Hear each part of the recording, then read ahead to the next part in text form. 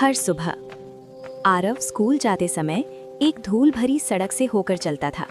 वही सड़क जो एक बड़े खुले मैदान के पास से गुजरती थी। आरव बहुत शांत बच्चा था। अक्सर उसे लगता था कि वो सबसे पीछे रह जाता है। बाकी बच्चे तेज थे, ज्यादा बोलते थे और बहुत आत्मविश्वास से भरे हुए थे। लेकिन आरव दुनिया को ध्यान से देखना पसंद करता था और अपनी ही गति से आगे बढ़ना चाहता था।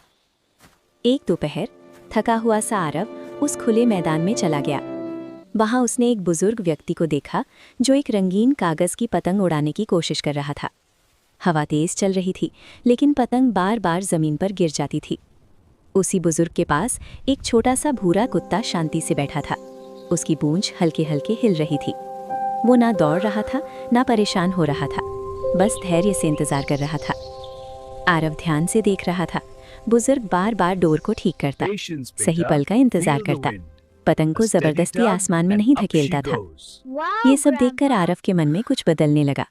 अब आरव रोज मैदान आने लगा। वो मदद करता, हवा को समझता और उस कुत्ते से भी बहुत कुछ सीखता। कुत्ता हमेशा शांत रहता था, जैसे उसे भरोसा हो कि सही समय पर सब ठीक हो जाएगा।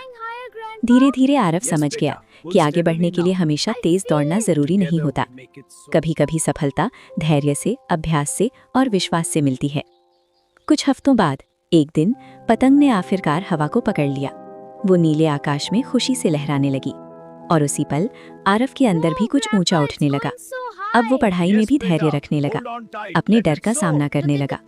उसने दूसरों से तुलना करना छोड़ दिया और हर दिन थोड़ा सा बेहतर बनने पर ध्यान देने लगा।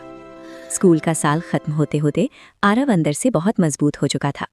उसे समझ आ गया था, हर किसी की अपनी हवा होती है और उड़ने का अपना सही समय।